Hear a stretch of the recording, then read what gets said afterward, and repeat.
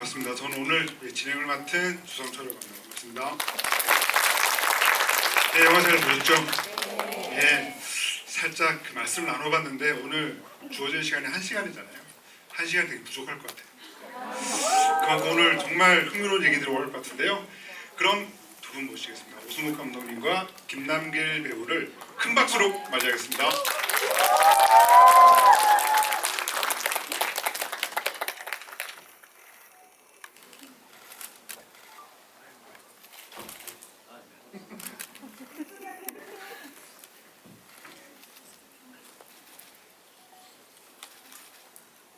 네, 그럼 오늘 이전 이제 무례한의 인연으로 이 자리를 함께 해주신 김남길 배우님과 오승욱 감독님 인사 말씀 부탁드리겠습니다. 네, 안녕하세요. 영화 리버보의 감독 오승우입니다. 반갑습니다. 안녕하세요. 무례한에서 종색을 맡은 김남길입니다.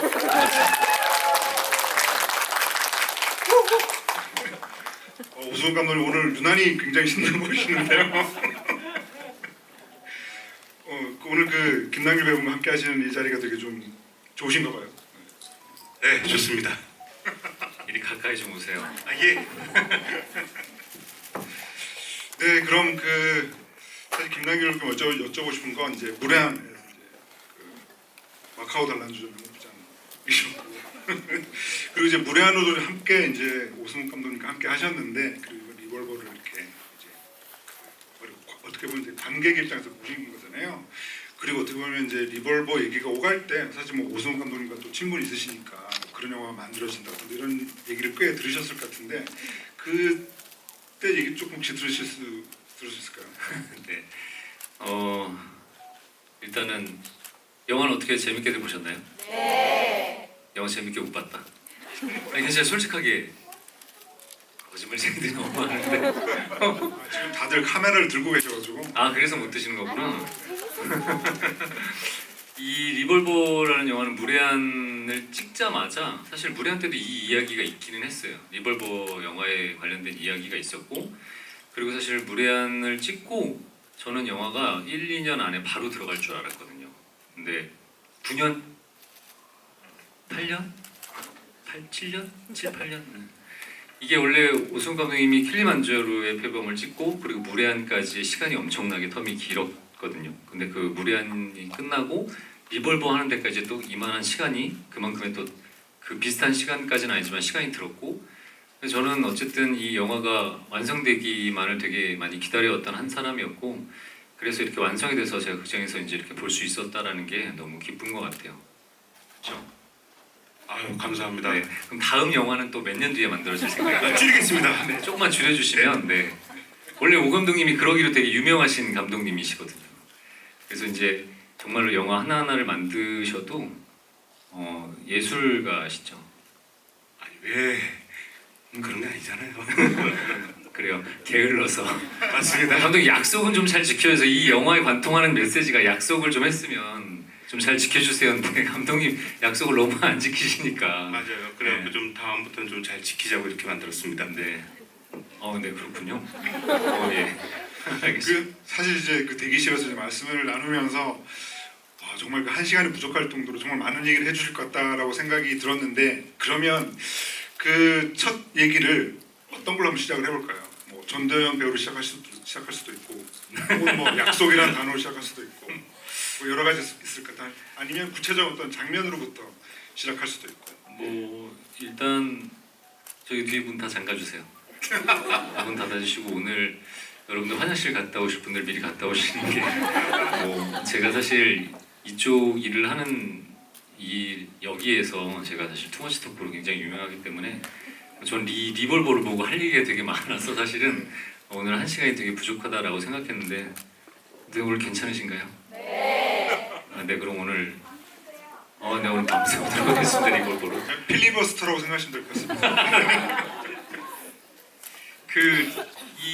이제 편집장님도 계시고 감독님도 계시는데 저는 제가 이제 어떤 장면으로부터 먼저 시작할까라고 여쭤보셨는데 그 전에 그냥 제가 봤었을 때 이 영화의 사견을 좀 말씀드리고 싶은 이유는 저는 이 영화가 나왔었을 때 굉장히 반가웠어요. 물론 어떻게 보면 이 시대하고는 좀 안 맞는 영화일 수도 있다라는 생각이 들어요.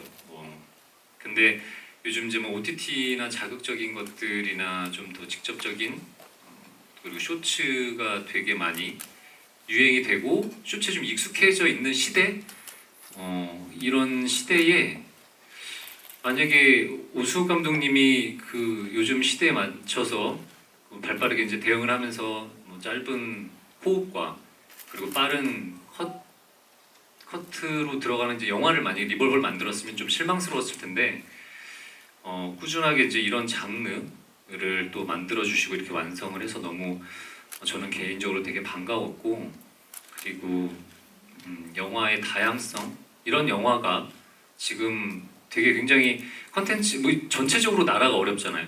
경기도 사실은 굉장히 안 좋고 컨텐츠가 만들어지는 것들이 사실 많이 줄어들고 있는 와중에 이런 영화를 만들 수 있다라는 것들에 대한 용기, 그리고 꿋꿋하게 자기 자신이 하려고 하는 이야기를 할 수 있는 것들이 너무 대단하시다라는 생각이 들었고, 그리고 이 자리에 안 계시지만 무엇보다 이런 영화를 투자하고 제작할 수 있는 뚝심 있는 사나이피처스의 한재혁 대표님께 굉장히 존경과 감사의 말씀을 전해드리고, 영화를 투자하신 플러스의 관계자 여러분들께 저 다음 영화 할 때 좀 투자해 주셨으면 참 감사하다라는 생각 했습니다. 그래서 저는 그런 의미에서 또 이런 영화를 장르적인 다양성에 대해서 여러분들이 선택을 해주시고 이 자리에 와주셔서 리볼버를 봐주셨다는 것 자체에 영화를 굉장히 사랑해 주시는 분들이구나라는 생각이 들었고, 무례한 때도 제가 사실은 그런 얘기를 했지만 오승욱 감독님 작품, 오승욱 감독님 작품뿐만이 아니라 좋은 작품은 시간이 흐르면 흐를수록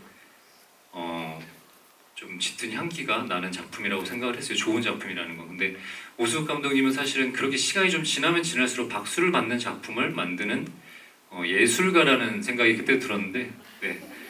제가 그 정도는 아닙니다. 네, 그렇죠. 그렇게 그래서 이 자리에 와주신 분들의 이제 예의를 네.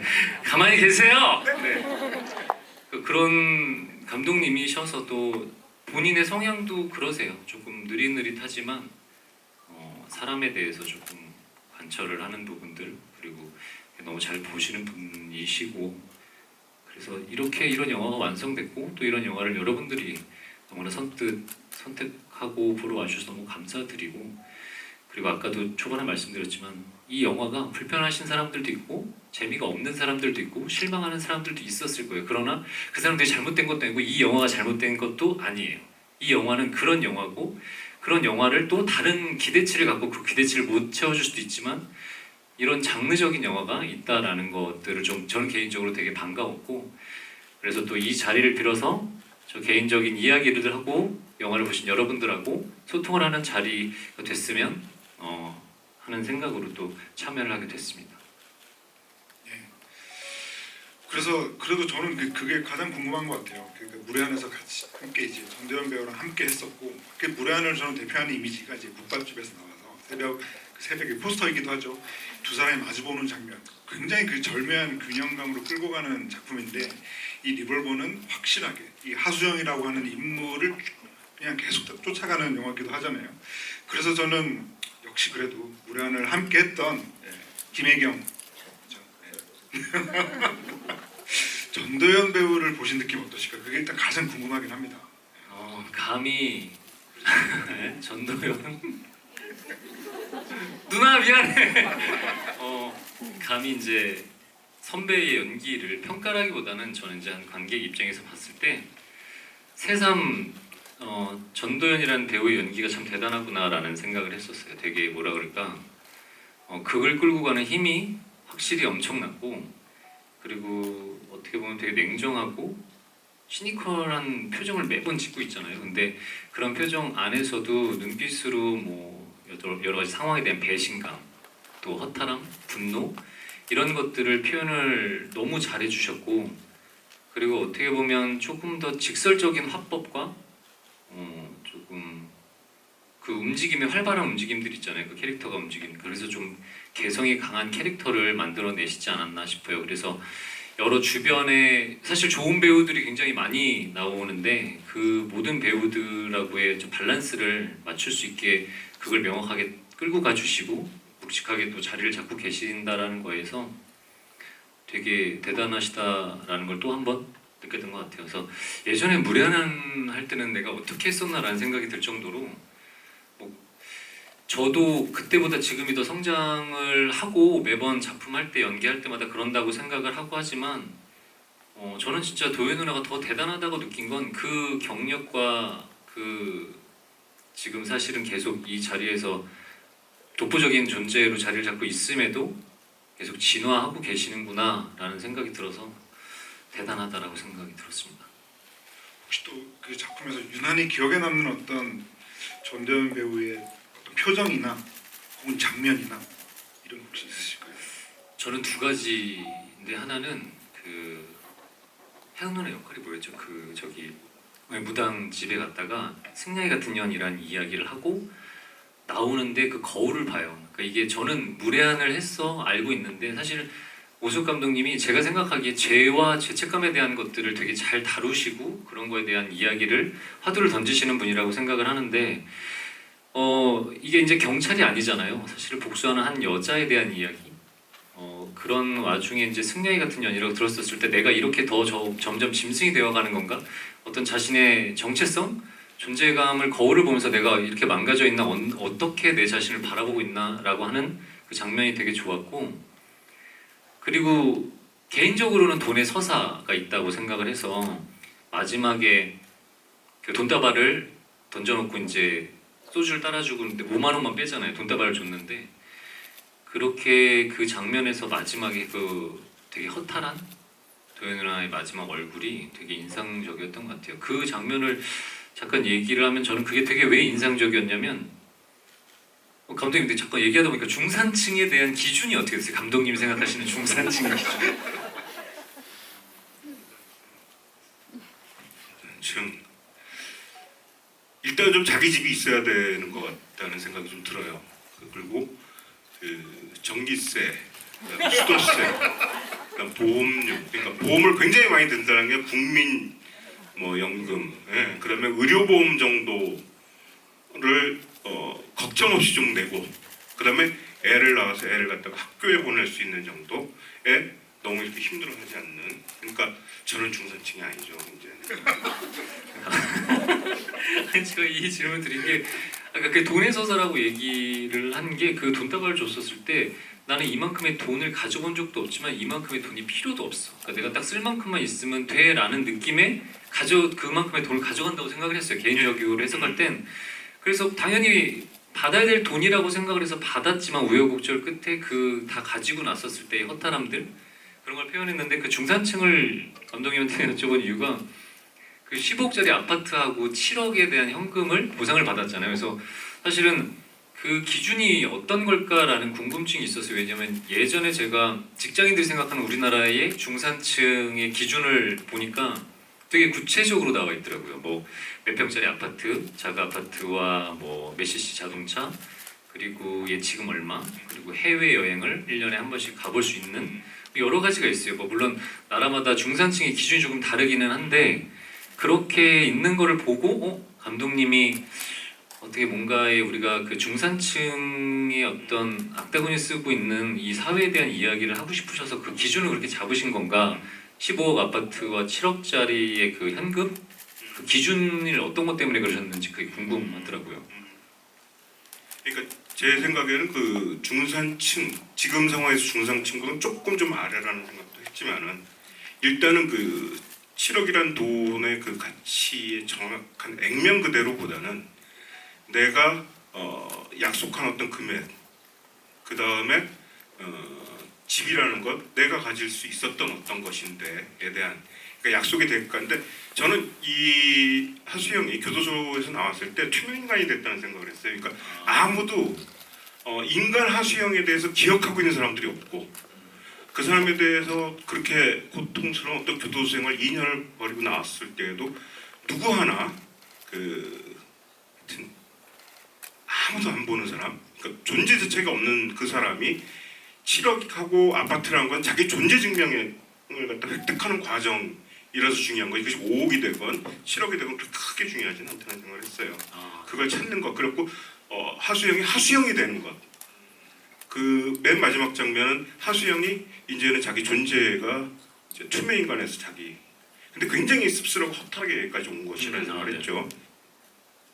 그래서 아까 이제 김남길 배우님께서 그 거울 보는 장면 얘기를 해주셨는데요. 그것도 이제 감독님께 여쭤보고 싶은 게 정말 그 잘 얘기해 주신 것처럼 오승훈 감독님 영화에서 어떤 정체성의 문제랄까 혹은 뭐 이제 죄의식 문제 같은 게 있는데 저는 그게 이제 무례한에서 보면 이그 정재본과 이영준 사이에서 계속 오가고 있잖아요. 그러다가 이제 후반부에 이제 소변 냄새 맡는 장면이 저는 어떻게 보면 저는 그 거울 보는 장면 같은 그런 느낌이라는 생각이 들었는데 그것과 이제 대응할 수 있는 장면이 아까 이제 말씀해주신 그 거울 장면 같아요. 그래서 그 장면 감독님께 좀 여쭤보고 싶습니다. 아까 그 주성철 편집장님 안 계실 때 우리 남길 배우님께서 오셔가지고 그 말씀을 하셨어요. 무례한 사이가 소변을 보고 이 손에 묻어서 그렇게 냄새 맡는 장면하고 이 영화에서 그러니까 리버브에서 거울 보는 장면하고 거의 비슷한 장면 아니냐. 그래서 아유 맞습니다요. 좀 그 두 주인공 모두가 그 자기가 원하는 목적을 이루기 위해서 자꾸만 이렇게 죄를 더 짓게 되고 뭐 이러는 과정이잖아요. 무례한 역시 그 사랑에 빠지면서 더 인간적으로 고약한 사람이 되어가는 과정이었고, 그다음에 이 하수영 역시도 총을 받고 그 총으로 살인을 저지를 수 있는 어떤 것. 근데 총을 절대 쏘아서는 그러니까 안 되는 살인죄를 저지른 사람이 돼버리잖아요. 교도소 가기 전에 그냥 비리 경찰이었는데 그 살인죄를 저지른 그 지옥 같은 그런 어떤 것이 빠지지 않기 위한 어떤 건데 문득 그 얘기를 듣니까 무당이 그 얘기를 하잖아요. 야 죽은 사람, 그 죽은 사람까지 흙이 돼버린 사람까지 이용해갖고 너는 네 돈을 받아 먹으려고 그냐? 거기서 그 하수영은 그렇지 알았어요. 내가 당신한테 정복하는 거 안 할게요. 그거 일어나는 거잖아요. 거기서 그걸 보면서 아 내가 그런 인간이 되는 이런 거였다는 생각을 했었어요. 그것도 이제 여쭤보고 싶은 건요. 또 이제 무례한 얘기를 하게 되는데 그 무례한의 그 오프닝 장면이 바로 이제 형사 정재본 김남길 배우이 어딘가로 계속 걷는 장면을 쭉 보여주잖아요. 꽤 길게 보여주는데 그리고 이제 무례한의 그 김혜경 같은 경우도 이제 제가 그러니까 전도연 배우의 첫 촬영이 그 새벽에 정재본을 포함한 형사들이 이제 차 안에서 이제 잠복을 하고 있을 때 이른바 뭐 새벽 출근이라고 했었을까요? 이렇게 걸어가는 장면이 첫 촬영이라고 들었는데 그때 그 모습을 본 고승훈 감독님이 아 진짜 김혜경이 걸어오는 것 같다. 그때 느낌 확 왔다라고 말씀해 주시더라고요. 그러니까 제가 이 얘기를 드린 이유는 이것도 이제 정말 그 아까 이제 그 배우님께서 너무나도 잘 얘기해 주시는 것처럼 뭔가 그 감독님 영화 어떤 뭐 고전미라 그럴까 굉장히 좀 유니크한 매력이라고 하면 역시 그 인물들이 걷는 장면 내가 좀 굉장히 정서가 많이 담기는 것 같아요. 그 이번 영화의 하수영도 꽤 그 걷는 장면들이 많고 그래서 그 걷는 장면에 대해서는 뭐 두 분 모두에게 한번 좀 여쭤보고 싶습니다. 저는 그게 그 걷는다라는 게 인물이 살아온 세월 그리고 앞으로 나아가는 방향을 좀 제시하고 있다고 생각을 했어요. 그래서 처음에 무례한 같은 경우는 뒷모습에서 감독님이 요구하셨던 건 정재군이 갖고 있는 뒷모습에 대한 결핍을 조금 보여줬으면 좋겠다라고 해서 뒷모습이 좋다 이렇게 걷는 게 정재군스럽다라고 얘기해서 그렇게 걸으면서 이제 그 걷는 것들에 대해서 인물적으로 표현할 때 조금 더 신경을 좀 쓰고 그 다음 작품 할 때도 그게 이제 계속 영향을 좀 받았었죠. 근데 그 단점은 어떤 캐릭터는 자꾸 걸을 때 뒷모습을 자꾸 이렇게 뒷모습이 난 좋다니까 앞모습보다는 자꾸 뒷모습을 강조하게 되는 부분들이 좀 있었고 근데 이번에 리볼버에서도 도연 누나가 이렇게 걷는 모습들을 보면서 저게 평상시에 도연 누나가 걷는 모습이기도 하면서 그 하수영이 걷는 느낌이 명확하게 딱 그 특유의 발걸음 그게 있더라고요. 네. 그래서 확실히 오승훈 감독님이 그런 거에서 보여주는 사람에 대한 냄새 얘를 좀 보여주시려고 하는구나라는 생각이 좀 들었던 것 같아요. 근데 저는 되게 운이 좋은 사람이라는 생각을 해요. 그러니까 지금도 잊혀지지 않는 게 무례한 첫날 첫 촬영이 이제 그 남길 배우께서 그 차에서 내려갖고 쭉 걸어가는 걸 이렇게 찍는데 그런 생각을 했어요. 이거는 감독으로서 뭐 이렇게 해주세요 저렇게 해주세요 할 수 있는 문제가 아니라는 생각이 들어요. 배우분한테 그 내가 추상적으로 생각하고 있는 어떤 걸 갖다가 어떻게 전달할 것이며 그것이 배우가 그걸 어떻게 받아들일 것이며 이런 거에서 정말 어떤 벽 같다는 생각을 하는데 이게 정말 좋은 배우분들을 만나면은 이런 어떤 시나리오를 통해서 그 시나리오 안에서의 무드, 캐릭터 이런 것들을 배우분이 다 습득을 하고서 그렇게 연기를 하는 거잖아요. 그러니까 난 그날 첫날 첫 촬영 찍으면서 내가 10몇 년 만에 영화를 찍는데 남길 배우가 그렇게 걷는 거예요. 그뭐 결핍 이렇게 얘기해 주세요, 연기해 주세요 이런 것도 사실은 다 찍고 난 다음에 칭찬하면서 약간의 결핍도 있고 그다음에 약간 댄디함도 있고 너무 잘하셨어요 뭐 이런 거지. 이거는 정말 되게 어려운 문제예요. 내가 어떻게 이렇게 해달라 저렇게 해달라 추상적인 거를 갖다가 얘기가 가능하지 않다고 생각하거든요. 전달도 안 될 것이고 그러니까 이렇게 해주시고 그 다음에 요번에도 그러니까 걷는 거 이런 거에서 제가 특별하게 주문을 안 해요.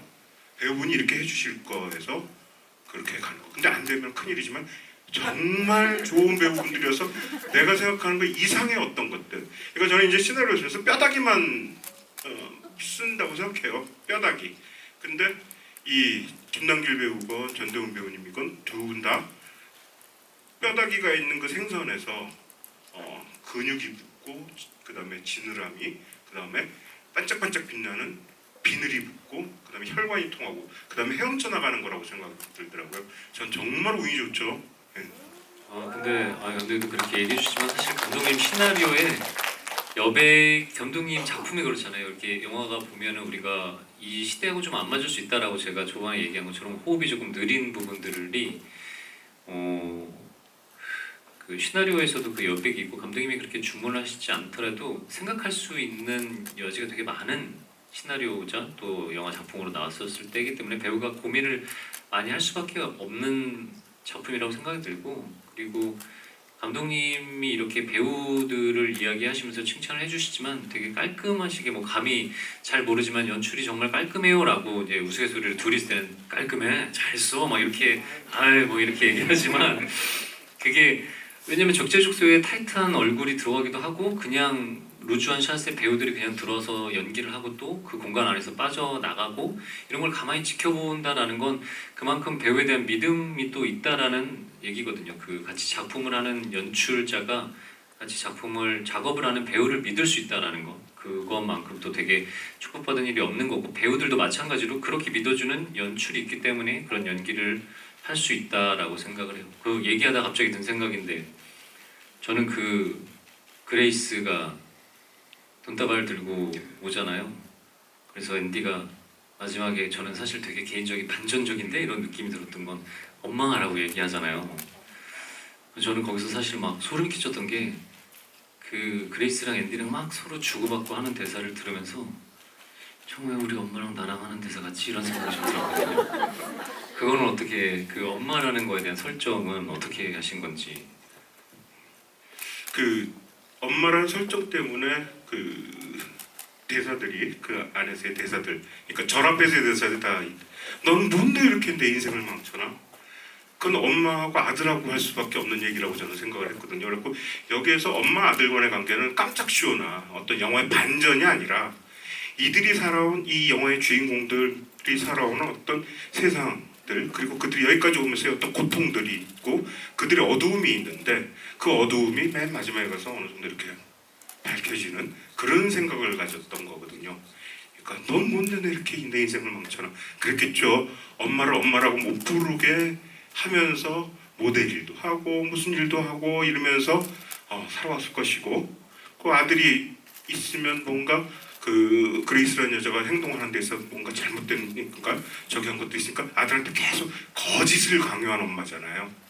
아들은 아들대로 엄마는 나한테 거짓을 강요했지만 또 따지고 보면 이해 못할 것도 아니잖아요. 엄마가 돈을 벌어야지 내가 살 수 있을 것이고 이런 것들을 이제 그 안에서 대사로 이제 만들었던 거고 그 다음에 또 그런 생각도 했어요. 이렇게 버리고 간 적이 어머니가 이제 중국에서 모델을 하면서 뭐 이런 데에서 한두 번 있었을 거라고 저는 생각을 했어요. 그리고 한국에서도 있었을 거라고 생각을 했어요. 그게 여기 와서 또 이렇게 된 거라는 생각이 좀 들었었거든요. 거기서 진짜 또 하나 인상적인 건 도현 누나가 돈을 계속 세고 계시더라고요. 그래서 7억을 저 영화 보면서 설마 저기서 7억을 다 세고 있는 건 아니겠지? 근데 계속 세고 계시겠는데 근데 그게 되게 도현 누나랑 혜진 누나랑 그 지창욱, 창욱이랑 그 셋이서 그 앵글 안에서 이게 배우들이 워낙 좋으니까 무슨 일이 일어날 것 같고 저기가 돈이 아니고 나중에 뭐 돌들 넣었나 이랬는데 결론적으로 하는 얘기가 처음에 도현 누나가 와서 혼자 왔나? 라는 약속을 지켰냐? 라고 물어보잖아요. 그래서 그 액수도 약속을 지키자 어떤 그런 거에 대해서 통하는 얘기인데 거기서 돈을 계속 세우고 계시길래 저는 그것도 되게 재밌었던 것 같아요. 그 촬영할 때 그런 얘기를 했어요. 도현 배우님께서 저한테 저 계속 돈만 쓰고 있어요. 그래갖고 네 그러셔야 될 것 같아요. 근데 뒤가 있으니까요. 뒤에 여기엔 여기에 이들의 이야기 있고 여기에서 자기는 자기 돈 받은 것에 대해서 어떤 확인이 필요한 것이고 그다음에 여기 들리는 얘기에 대해서 너무 이렇게 안 보시고 뭐 이런 거는 제 연출이 아니라 도현 배우께서 뭐 이런 어떤 그런 느낌만 보는데 그게 저는 정말 맞다고 생각을 했고 그리고 뒤에 가면서 이제 그런 얘기를 하는 것들 그게 저는 맞다는 생각을 좀 했었죠. 그래도 이제 게스트로 이렇게 또 모셨다 보니까 사실 이런 질문이 빠질 수 없을 것 같은데요. 정말 이 작품은 그야말로 이 배우들의 정말 엄청난 경연장이라는 생각이 드는데 혹시 그 김영미 배우분께서 이 작품에 있는 여러 캐릭터들 뭐 앤디부터 뭐 민기현, 뭐 임석영 여러 캐릭터들인데 저거 한번 내가 해봤으면 좋겠다라는 생각 하시는 그레이스? 아니 그 편집장이 그 얘기를 하시니까 그 원래 무례한이 이정재 형이 좀 내정이 돼 있다가 부상 때문에 이제 제가 이걸 내가 하고 싶다라고 해서 들어가가지고 하게 된 계기거든요. 이게. 근데 이정재 형을 왜 거기서 저기 도윤 누나랑 제가 보면서 투샷을 보면서 혹시 무례한 때의 그 아쉬움 때문인가 이러면서 보다가 제가 딱 보고 느낀 게 그래 무례한은 내가 하길 잘했어. 투샷은 정재영과 도윤 누나보다는 나하고가 더 잘 어울린다 이런 생각을 했는데 그 정말 이런 자리에서는 이까지 들을 수 있는 그런 얘기네요. 너무 재밌는데요. 왜냐면 진짜 개인적으로는 그게 조금 보면서 왜냐면 뭐 누가 나오는지를 저는 다 알고 있었으니까 제작할 때부터 이제 여러 가지 상황들도 저도 다 같이 듣고 또 그런 애정이 있는 작품이기 때문에 사실은 제가 그래서 계속 졸랐어요. 내가 할 수 있는 건 없어? 나도 뭐든 도우고 싶어 하고 싶어. 근데 아니 무례한의 정재곤이 나올 수 있는 건 그러니까 무례한의 정재곤이기 때문에 여기에서 그렇게 소모되는 거를 하고 싶지 않아라고 좋은 핑계죠. 그래서 핑계가 아니라 정말 진심이었습니다. 그 무례한의 정재곤이 제가 만약에 같이 일을 한다면 무례한의 정재곤이 아닌 또 다른 어떤 캐릭터로 이 김남길 배우님과 만나서 좀 더 그러니까 좀 더 발전된 어떤 걸로 만나고 싶지라는 생각이 좀 그러니까 존경하고 너무너무 좋아하고 좀 저한테 소중하신 분이고 물론 그 오해하시겠어요. 근데 이 영화에서 그 무례한의 정재곤이 나오면은 영화 전체 분위기나 이런 거에도 그렇게 썩 맞는다는 생각도 아니었고 맞아요. 그 다음에 또 너무나 소중하신 분이기 때문에 그 또 다른 작품에 제가 정말 잘해서 좋은 캐릭터로 좀 네, 죄송합니다.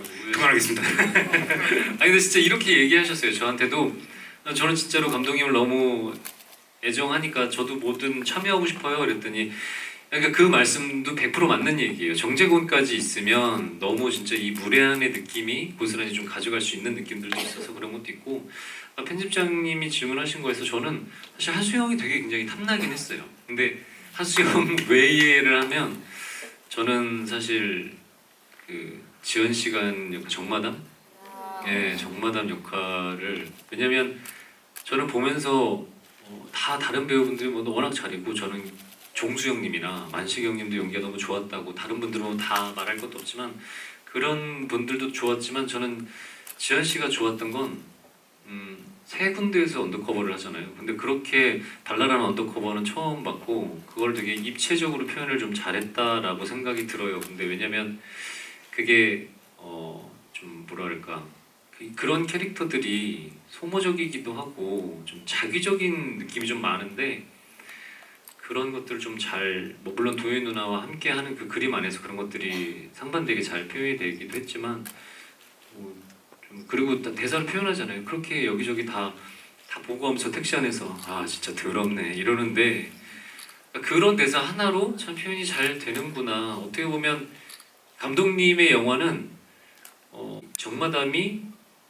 그 하수영한테 언제 이렇게 젖어들었어? 아니면 언제 이렇게 이 사람이 이러는 걸 계속 보고 관찰을 했지라는 것들이 화면으로 보여줄 수도 있는데 좀 직접적인 대사가 좀 있어요. 그래서 그 어떻게 기회주의자적인 부분이긴 하지만 내가 근데 여자한테 참 약해. 너 불쌍하지 않아? 자기 애인도 바로 죽었고 뭐 돈도 뺏겼고 거기에 들어가 있고 근데 사실 알고 보면 자기가 들어가 있는 동안 뭐 그게 사실인지 아닐지는 모르지만 그 임석영이랑 살았던 사람이야라고 이제 준환이가 얘기를 하잖아요. 그런 거지만 그래도 그런 이야기를 했다라는 것 자체 직접적으로 좀 표현이 그렇게 되는 것 같다라는 느낌이 좀 들어서 지연 씨가 어떤 정마담 이 캐릭터를 저는 그런 걸 한번 해보고 싶다는 생각이 들더라고요. 저는 거기서 그 에브리띵이라고 하는 대사가 그게 너무 좋았던 것 같아요. 그리고 블랙 코미디 같은 걸 되게 잘하시는 것 같아요. 그런 대사를 쓰시는 것도 원래는 그런 걸 어떻게 그 에브리띵 같은 건 그 에브리띵은 이제 그 대표님이 해서 그 원래 있던 대사에서 좀 이렇게 바꾸면 어때? 해서 나온 거고요. 정말 어울려. 그것도 지연 씨께서 굉장히 잘 살렸죠. 그냥 대사 한 줄이 있는 것 같다가 정말 너무너무 잘 살리더라고요. 그러니까 참 정말 좋은 배우분들하고 만나갖고 더럽네 그것도 그렇고요. 그 다음에 저는 이제 촬영을 하면서 다 좋았지만 저게 참 좋았어요. 그 위스키를 갖다가 물에 그러니까 얼음에 확 넣어갖고 어떻게 보면 굉장히 비싸고 소중한 것일 수도 있는데 그다음에 임석영이 선물한 건데 정마담 입장에서는 자 별거 아니야. 자 이거 이렇게 막 먹어도 돼. 이렇게 해도 되죠? 하고 그런 것들이 시나리오 이렇게 썼지만 그걸 이제 실현시켜 주는데 참 그럴듯하게 잘하시는구나 그런 생각이 들고 하여튼 그런 어떤 특히 나는 그런 생각이 좀 들었어요.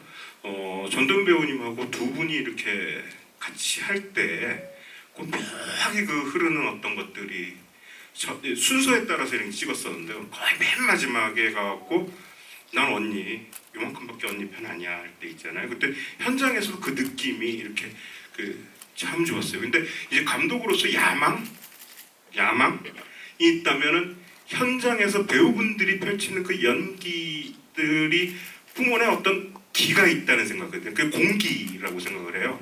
공기. 그러니까 그게 탁 트인 어떤 그 벌판에서도 배우분들의 어떤 그 공기들이 나오고 분위기라고 말하기도 하지만 또 공기라고도 하는데 이 감독으로서 제일 중요한 게 이분들이 연기하고 있는 이 공기를 훼손됨 없이 담아내야 되는 것이 저는 좀 제일 중요한 문제라고 좀 생각을 하거든요. 그것을 정말 잘해보려고 노력을 하고 그러니까 이제 무례한 때도 그런 어떤 공기를 담아내기 위해서 굉장히 노력을 했었고 또 이 두 분들의 어떤 연기의 그 공기 그 분위기들 이런 것들을 잘 좀 담아내고 싶었고 이번에도 또 근데 이제 무례한하고 조금 다르게 이번에는 얼굴 클로즈업을 굉장히 많이 썼어요. 근데 촬영을 하면서 그랬지만은 이 영화는 얼굴의 영화라는 생각을 했어요. 그러니까 배우분들이 얼굴에 카메라 좀 가까이 대서 그 배우분들의 이 미세한 근육 떨림들 아주 살짝 그리고 그것들을 관객분들께서 봐주시면서 거기에서 미세한 감정들의 변화가 관객 여러분들께 이렇게 가랑비에 젖듯 이렇게 스며드는 그런 영화였으면 했어요. 그리고 맨 마지막에 가서 그 방파제에 갔을 땐 그것이 어느 정도 확 해소되는 그런 어떤 느낌이었으면 좋겠다는 생각을 해서 사실 이 영화는 얼굴의 향연이다라고 생각을 했고 근데 그거는 배우분들이 워낙 잘하시고 또 시나리오에 쓰여있고 이런 것들을 너무 잘 해석하셨고 크게 연기를 안 하시고 정말 이렇게 연기하시고 이런 것들의 어떤 힘입은 바가 되게 많은 거죠.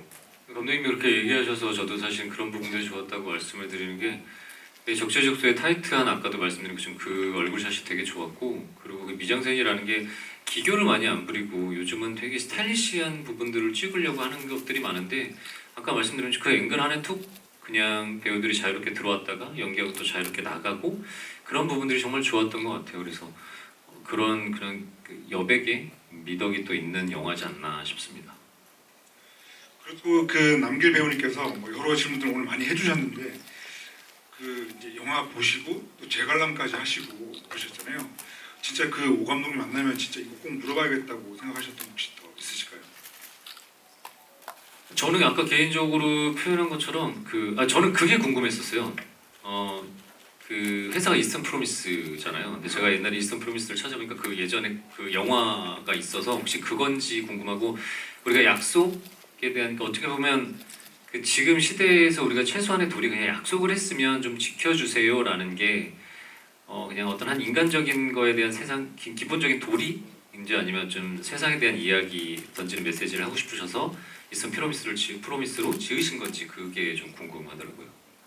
그 원래 그 회사 이름이 있었는데 대한민국에 똑같은 이름의 회사가 있었고 그 회사에서 못 쓰게 했어요. 그래갖고 그 촬영은 다가오는데 계속 고민하다가 이스턴 프로미스라는 그 데이비 크로넨버그의 영화가 있잖아요. 그래갖고 이런 어떤 그레이스나 이런 사람들이 하는 짓이나 이런 건 부동산 투기, 그러니까 투자라고 말은 그럴싸하지만 중국 자본을 들어가고 계속 여기에서 땅 사면서 투기하고 뭐하고 하면서 계속 불려나가고 그걸 과정에서 방해가 되는 사람 제거해버리고 뭐 이런 걸로 이렇게 어마어마하게 그냥 빨리 커버리는 회사인데 이런 회사의 이름이 이스턴 프로미스? 그러면 이거 되게 좀 아이러니하고 재밌지 않아?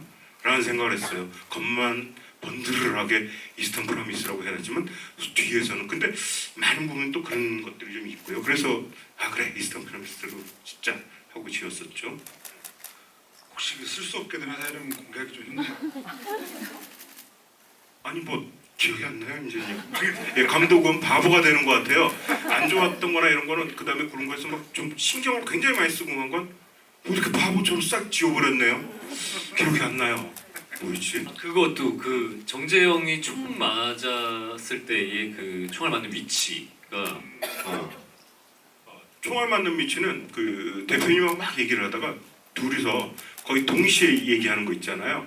짠 것도 아닌데 칼리토에서 알파치노가 총 맞는 그걸 둘이서 똑같이 얘기했어요. 그래갖고 이건 칼리토라는 영화를 워낙 좋아하기도 하고 파치노라는 배우도 좋아하고 근데 좀 이런 것도 있었죠. 그 얼굴이 막 상하고 뒤가 터지고 막 이렇게 되는 건 아닌 것 같았어요. 영화의 진행상 분위기상.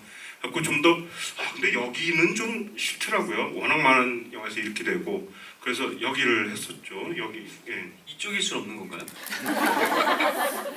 네, 이쪽일 수도 있는 거잖아요. 그렇죠. 네, 그렇죠. 누가 죽인 거죠, 정재영은?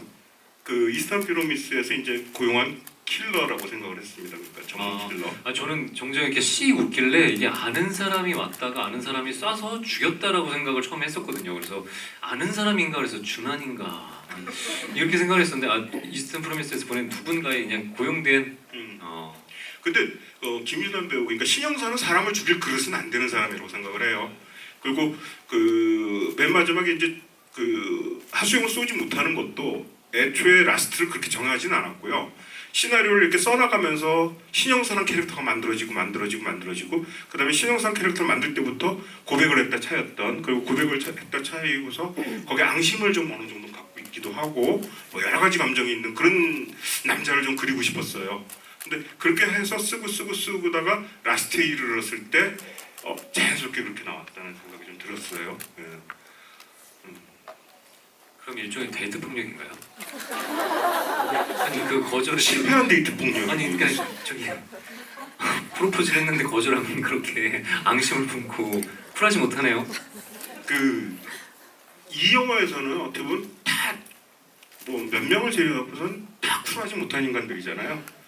특히 민기영 같은 경우에도 과거의 어떤 그런 것들 때문에 검도부에서 정말 자기가 사랑하는 임석영이가 있는데 임석영이 범죄의 길을 빠져들고 뭐 이거는 하수영이 검도부에 들어와고 둘이서 이제 눈이 맞으면서부터라고 이상하게 앙심을 품는 좀 다 꼬여 있는 남성들도 많고 꼬여 있는 여성들도 많고 그러니까 인간 군상 자체가 좀 그렇다는 생각을 했고 그래서 라스트에 갔을 때는 이들이 전부 다 이스턴 프로미스가 있는데 마곡이에요. 그런 마곡, 그다음에 강남 이런 데에서 살던 사람들이 갑자기 산속으로 탁 들어왔을 때는 이 사람들이 여기서 내가 뭘 어떻게 해야 될지 그런 어떤 난처한 상황. 그러니까 예기치 않은 데서 나오니까 우스꽝스러워지는 거잖아요. 특히 그레이스 같은 경우에 평생 휠체어를 끌어본 적이 없는 사람인데 하수영은 좀 끌어봤을 거라고 생각을 했고, 근데 휠체어를 끌어본 적도 없는 사람이 이 파쇄석이 깔려 있는 이 절에 왔을 때 휠체어 미는 게 정말 어렵거든요. 한 번도 안 끌어본 사람. 근데 거기서 그 몸무게에 자기 아들을 갖다가 이렇게 끌고 나갈 때 계속 이게 바퀴가 빠지고, 그다음에 이제 그레이스의 하이힐을 갖다가 클로즈업 하나 잡은 걸 보시면은 하이힐 이게 계속 푹푹 빠져요. 정말 많이 빠져요. 그러니까 그런 것들, 이 그레이스도 역시 정말 난처한 공간에 와갖고, 그러니까 블랙 코미디는 이렇게 일부러 웃기려고 한 것이라기보다는 돈도 없으니까 이상한 놈들 데리고 온 거고, 이래갖고 다 우스꽝스러운 상황 그런 게 만들어졌다는 생각을 좀 했었죠.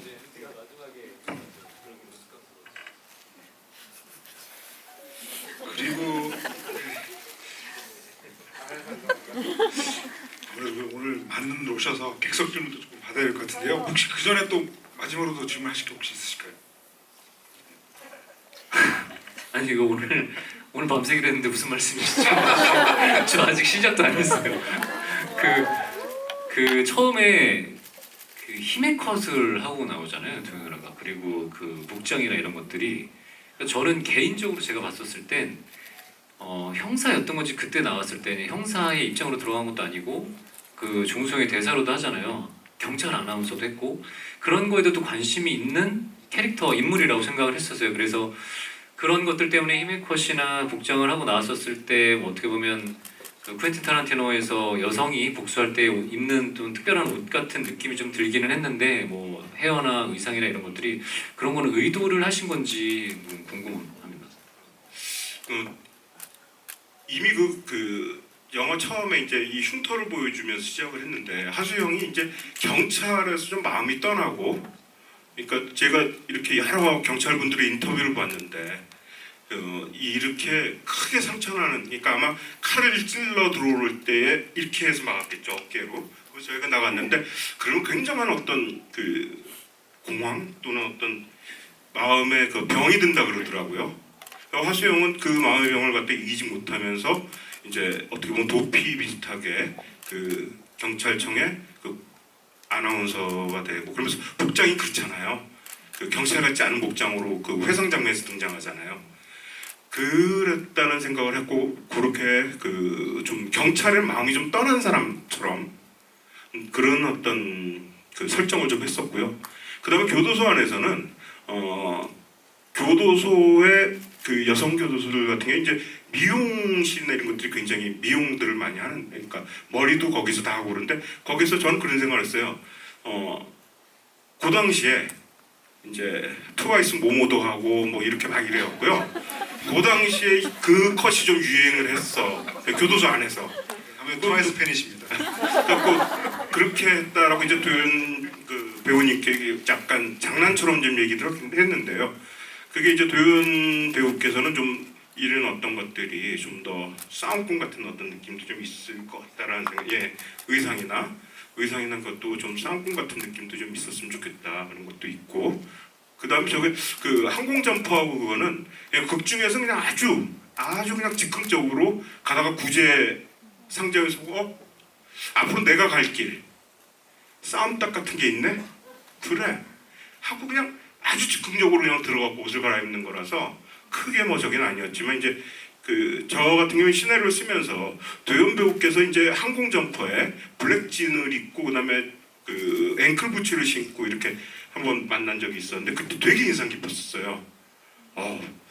그래서 오늘 저한테도 인상 깊었다고 하는 건가요? 네. 블랙진에 이렇게 너무 멋있어요. 네, 감사합니다. 제가 좀 약간 이런 패티시가 있나 봐요. 그래서 그 아주 즉흥적으로 그냥 들어가서 이렇게 입고 나온 거라는 생각을 했고, 그 다음에 그것도 있었어요. 뒤에 가서는 머리를 확 묶어버리는데, 그게 앞에서 그렇게 하고 오다가 뒤에 가서 이제 산에 들어갈 때 묶는 그 느낌이 굉장히 좋았다는 생각을 했어요.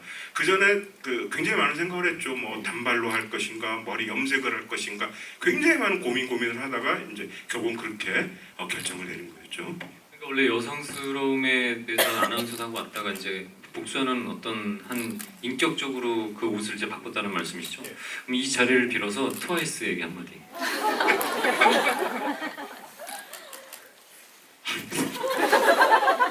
트와이스 존경합니다.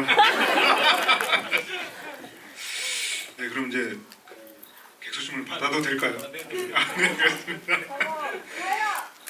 네, 저기 마스크 쓰신 분요. 네, 마이크가 가는 동에도 쉬지 않고 이렇게 떠들어오도록 하겠습니다.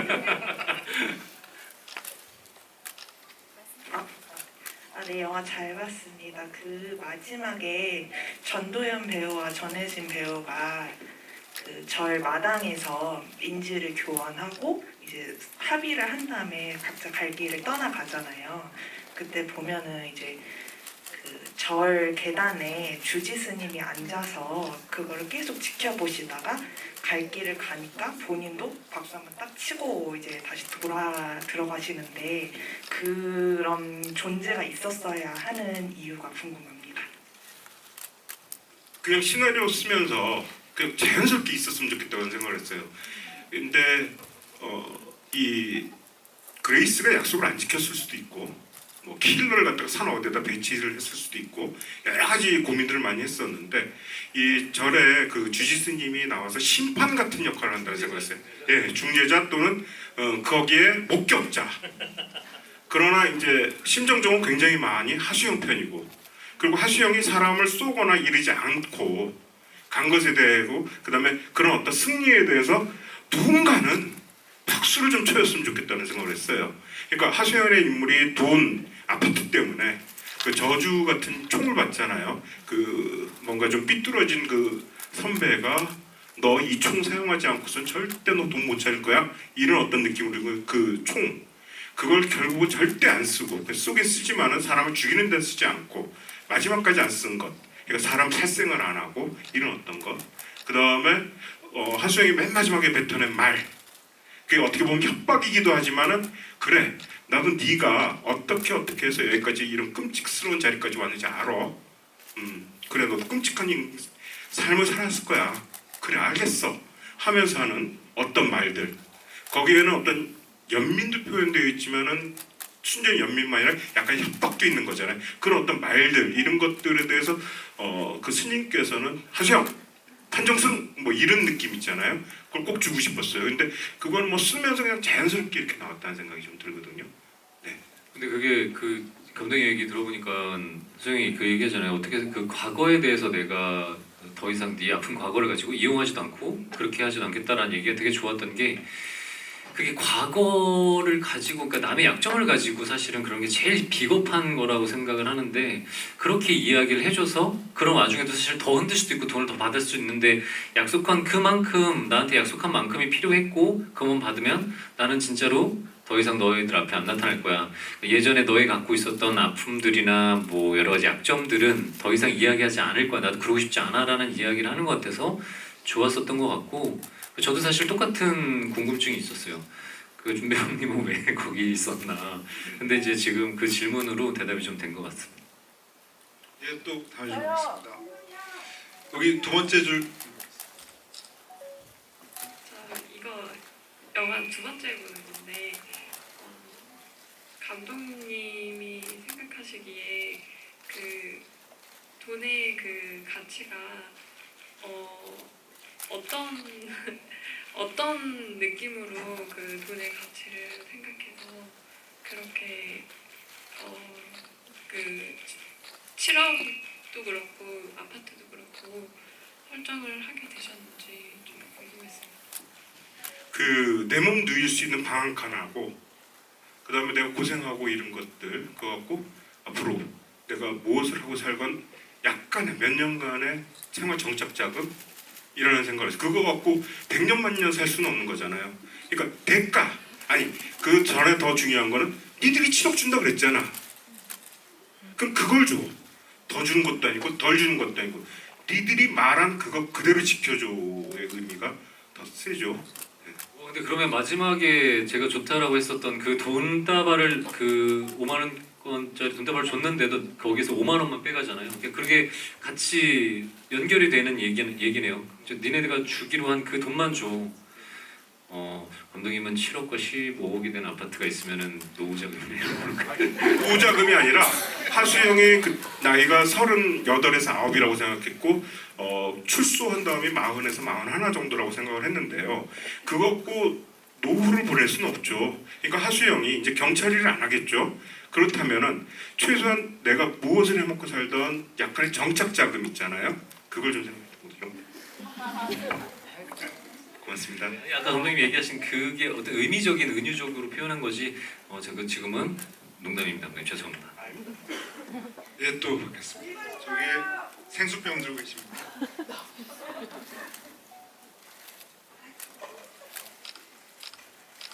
네, 우선 무례한을 너무 좋아하는 팬으로서 리볼버도 너무 재밌게 봤습니다. 아까 말씀하실 때 임석은이랑 민기현의 관계에 대해서 얘기가 나와서 궁금했던 건데 임석영에 대한 민기현의 감정이 그냥 후배에 대한 소유욕인지 아니면 약간 어떤 성애적인 감정인 건지. 왜냐하면 그 장면에서 그 전도연 배우님과 정재영 배우님이 이정재 배우님을 사이에 두고 약간 서로 약간 치정 같은 그런 그 텐션도 있다고 생각해서 그들의 서사가 어땠는지 궁금했습니다. 이 검도부 출신 사수와 부사수 관계라고 생각을 했어요. 그러니까 검도부에서 주장과 부원의 관계와 형사 일을 하면서 사수와 부사수의 관계. 그러니까 거의 직업적으로 굉장히 끈끈한 파트너의 관계라고 좀 생각을 했거든요. 그러니까 자기가 갖고 있던 검도 기술 전부 다 전수했고, 자기가 아는 형사 기술 전부 다 전수했고, 그런데 이제 비리 경찰이 될 줄은 몰랐던 거죠. 자기와는 다르게.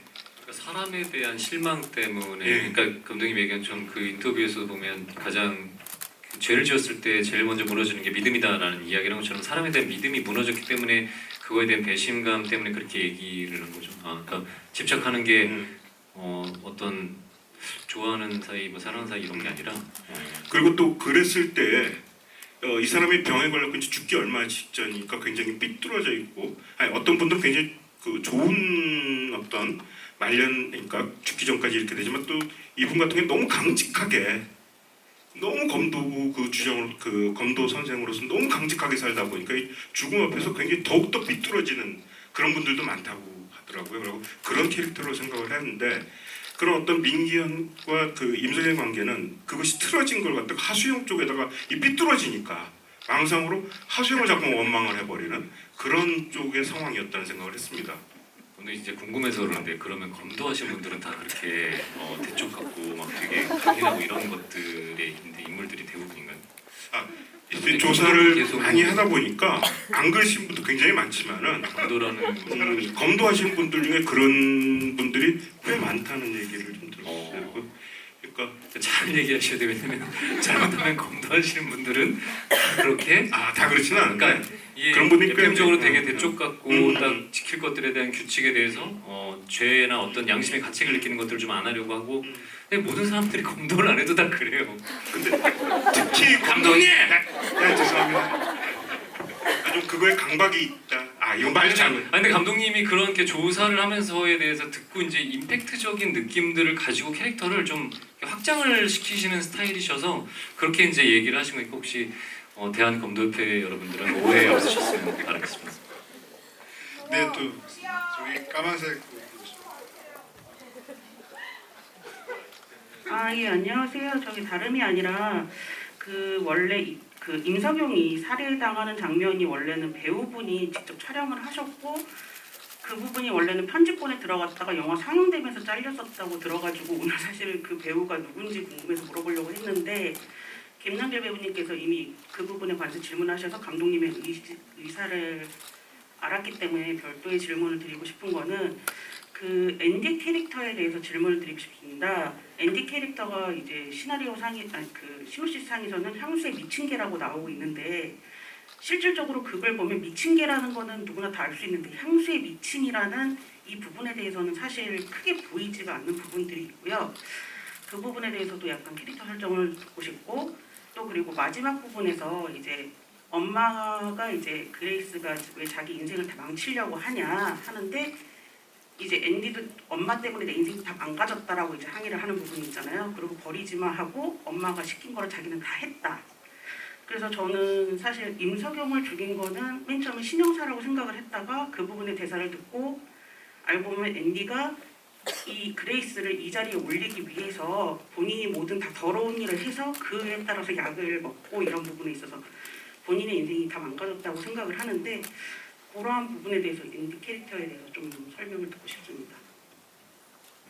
예, 그렇게 생각하실 수도 있다는 생각이 들어요. 그 앤디가 향수 뿌린 미친 개라고 얘기한 것은 이제 그 어떤 돈 많고 예, 소대도 멀쩡하고 그다음에 잘생기고 그다음 옷 입은 것도 전부 다 명품만 걸치고 그렇게 뭔가 어떤 부분은 젠틀하고 뭔가 댄디하고 이런 느낌이 있지만 지이익이나 아니면은 어떤 곳에 가서는 좀 깽판도 부리고 근데 그 뒤에는 항상 어머니라는 배경이 있으니까 이렇게 마음 놓고 하는 그런데 이제 산속에 가서는 어머니가 그 돈을 안 주고 그다음에 이 임석영이 일을 하고 있는 것에서 잘못한 것 때문에 이렇게 좀 방치되어 버리니까 돈도 없고 그 자기 자력으로 뭔가 끌어온 사람들은 정말 별 볼 일 없는 사람들이고 이런 어떤 것을 했는데 저는 그 향수 뿌린 미친 개라는 게 이런 식으로 생각을 했어요. 그러니까 내면의 어떤 것이 아니라 그냥 칙칙칙칙 뿌려갖고 이 안에서의 무엇. 그러니까 옛날 프랑스의 18세기, 17세기 같은 게 물도 귀하고 그러니까 이제 향수의 발달이라는 게 그런 어떤 몸에서 나는 냄새나 이런 것들을 가리기 위해서 그런 건데 저는 향수 뿌린 미친 개가 그런 생각을 좀 했어요. 앤디 자신이 갖고 있는 너무너무 허약함, 겁, 그 다음에 어머니나 이런 돈 뭐 이런 거 없고 뒷배가 없으면 아무것도 못할지도 모르는 이런 어떤 것들을 향수나 이런 것으로 갑옷으로 좀 삼고 있지 않았을까 이런 생각을 좀 했죠. 네, 뒤에 마지막 질문이 뭐였죠? 그 저여져 드신 분이신가요? 네, 해주시죠.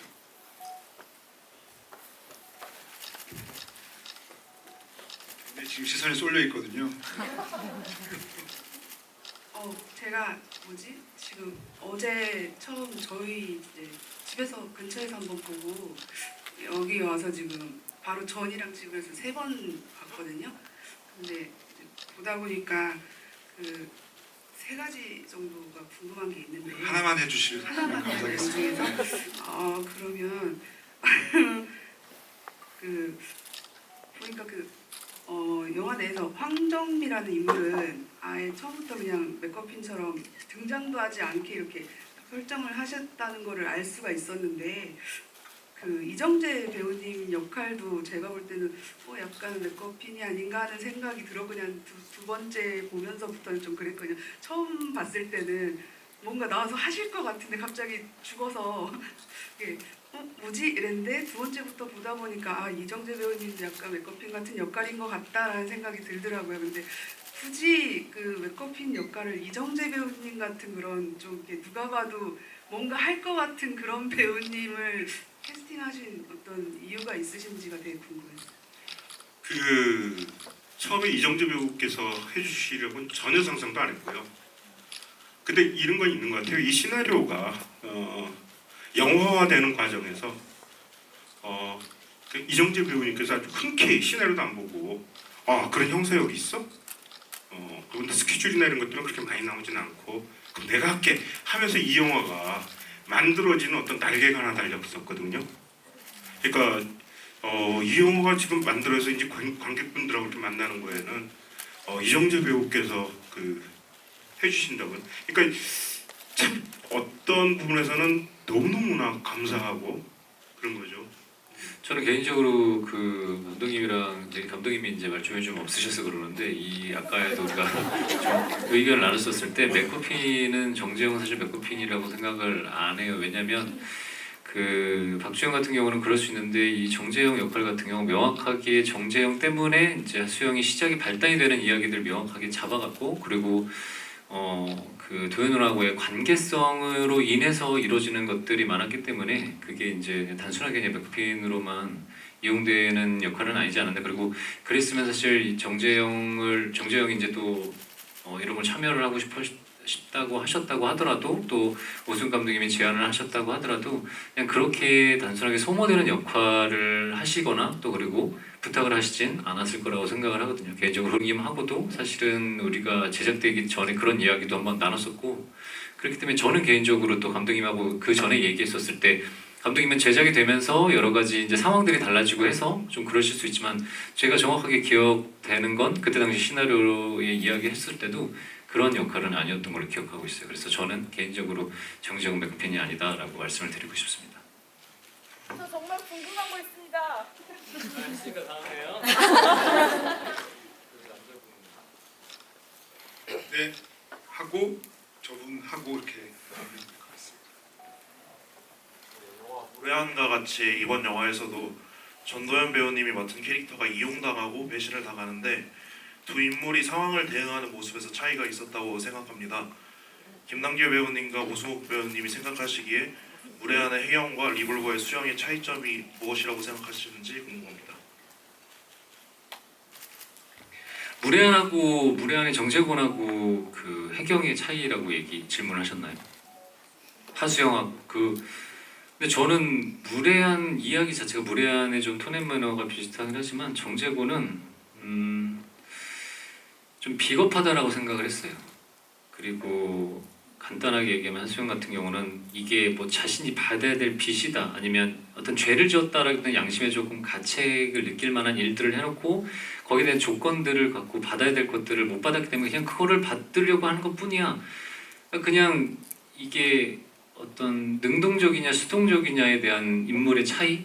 그 차이가 있을 것 같고요. 그리고 그래도 그 명확한 건 비겁하냐 아니면 조금 앞으로 진취적으로 내 것을 찾으려고 나아가는 진취적인 것이냐라는 거가 있는 것 같아요. 그리고 정재곤 같은 경우는 사실은 사랑에 대한 이야기 내가 여태까지 사실 정재곤도 예전에도 계속 그렇게 김혜경한테 했던 것처럼 그렇게 몇 번을 했었을 거라고 생각을 했거든요. 그래서 그 안에 몸에 있는 상처들은 그러면서 있었던 상처들이기 때문에 요번에도 또 그렇게 혼자 이루고 나서 돌아가서 그러잖아요. 나는 죄를 지은 게 없어. 난 잘못한 게 없어. 사실 그것도 죄이지만 잘못한 게 없고 나는 그냥 내 할 일을 했을 뿐이고 너는 범죄자 애인일 뿐이야 라는 이야기를 하면서 자신의 행동을 합리화를 하거든요. 그래고서 나중에 새해 복 많이 받아라 그냥 그런 것들에 대해서 그렇게 앞에서도 얘기할 수 없는 그런 비겁한 인물이라는 생각이 들고 제 개인적으로는 리볼버에서의 수영 같은 경우는 그래도 정재곤보다는 조금 더 좀 자신 있고 진취적으로 자신의 길을 좀 찾아가려고 하는 그런 인물의 차이가 있다라고 저는 생각을 했고요. 감독 생각은 좀 더 다를 수도 있습니다. 그러니까 말씀해 주신 거에서 이제 김혜경하고 하수영의 차이를 그러니까 질문하신 건가요? 예, 그치. 그러니까 이제 저는 조금 다른 쪽으로 좀 얘기를 하자면, 김혜경 같은 경우에는 그 수렁 속으로 계속 빠지면서 잘못된 선택들을 계속하는 그런 어떤 주인공이라는 생각이 있어요. 그 안에서도 자기가 갖는 긍지, 그러니까 자존심, 삶에서 어떤 무엇, 이건 정말 안 잃기 위해서 안간힘을 쓰는 그런 주인공이라고 저는 생각을 해서 그 김혜경을 갖다 했었고, 김혜경 거짓말을 안 해요 영화에서 절대.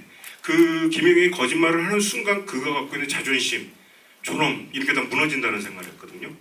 하지만 그 수렁 속에 이제 빠져서 계속 빠져들어가는 어떤 그런 인물이라는 생각인데, 그런 인물에 대해서 저기 시나리오를 쓰고 영화를 만드니까 다음번 할 때 어떤 주인공은 좀 그렇게 안 하고 수렁에서 계속 빠져나오려고 애를 쓰는 그런 주인공을 좀 하고 싶었어요. 그래갖고 그 집념, 그러니까 돈을 찾고 이런 어떤 거다. 그거보다 나아져 내가 투명 인간이 안 되는 거에 대한 집념을 이에 꽉 물고서 앞으로 쫙 가는 그런 어떤 주인공을 그리고 싶었어요. 그래갖고 하여튼 수렁에서 확 빠져나오는 사람. 맨 마지막 장면은 온몸이 신음투성이고 막 그냥 너무너무 힘들고 그러지만은 수렁에서는 빠져나온 사람이라는 그런 라스트를 이 영화에서 좀 하고 싶었습니다. 굉장히 그건 좀 차이점이 있다고 생각했습니다. 네, 이제 마지막 질문 받을 건데 아까 저쪽에서 말씀하셨던 분 질문 받겠습니다. 편집점 기회 주셔서 감사합니다. 저 대사 중에 정마담이 그 신영사님한테 하는 대사 중에 예리하시네라는 대사가 있는데 이 대사는 많은 분들이 아실 거라고 생각하지만 무례한에서 그 마카오 단란주점에서 이영준으로 미장한 정재군이 들켰을 때 김혜경한테 예리하시네라고 허벅지를 두드리면서 얘기를 하는 부분이 나오는데 이게 이스터에그를 고려하신 건지 궁금합니다. 아 그것까지는 아닌데요. 그 쓰면서 그 생각은 했어요. 아 이거 정재군이 했던 대사네. 근데 되게 잘 어울리잖아. 그리고 썼어요. 잘 알고 하셨다는 건 되게 흥미로운 지점이긴 하네요. 네. 감독이 무조건 이제 뭐하다 걸리면 예리하시네 이럴 것 같아요. 오늘 굉장히 전 정말 즐거운 시간이었고요. 끝났나요? 뭐 혹시 또 이렇게 계속 진행되다 보니까 더 하실 말씀 혹시 있으실까요? 할 얘기는 많지만 오늘 또 뒤에 상영 시간도 있고 오늘은 여기까지 해야 될 것 같습니다. 그럼 뭐 이어서 김남규 배우군 그리고 오승훈 감독님까지 마지막 인사 말씀 들어보겠습니다. 네, 그 리볼버 영화의 또 다양성을 찾아주시고 그런 작품이 또 만들어졌는데 너무 선택을 해주시고 보러 와주셔서 너무 감사드리고요. 이런 영화도 있어야 되고 이런 영화들이 사실은 계속 만들어져야 계속 발전이 있다고 생각을 해요. 이게 뭐 저희 영화나 또 방송 일을 하고 연기를 하는 사람들뿐만이 아니라 일반적으로 모든 일들이 다 그렇다고 생각을 하거든요. 근데 이렇게 또 개봉을 할 수 있고 여러분들이 이렇게 찾아와 주셔서 봐주셔서 너무 감사드리고요.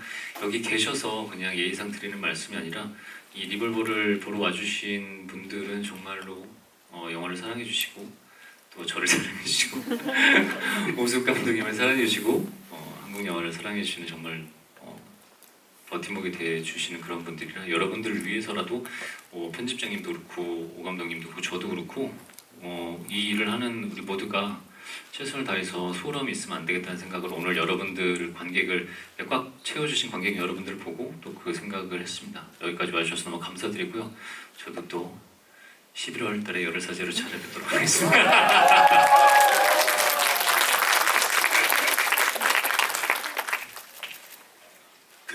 먼저 이제 김남길 배우님께서 여기 이렇게 와갖고 리볼버에 대해서 이렇게 말씀을 해주시는 이거 자체가 정말 너무너무 감동적이고 우정이라는 것 그리고 앞으로 더 잘해야겠다. 조금 더 빨리 남길 배우께서 이제 마음에 드실 만한 시나리오를 갖다 맞춰야 된다라는 어떤 생각도 좀 있고요.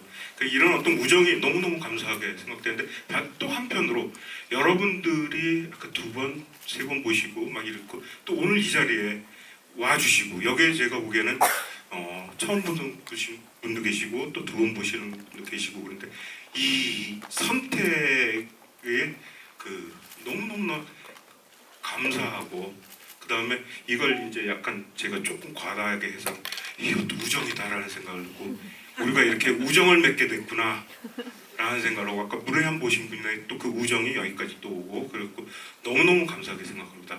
이 선택에 대해서 너무너무 감사하게 생각합니다. 고맙습니다. 오늘 왠지 돌아가셔가지고 무례한 한 번 더 보실 분들 너무 많으실 것 같아요. 사실 저도 약간 그런 생각이고요. 아무튼 오늘 너무 즐거운 시간 만들어서 감사드리고 그래도 마지막 또 이벤트라고 해야 될까요? 이 객석에 계속 앉아 주신 뒤에 이 2분이 무대 나가셔서 돌아서 단체 사진 찍도록 하겠습니다.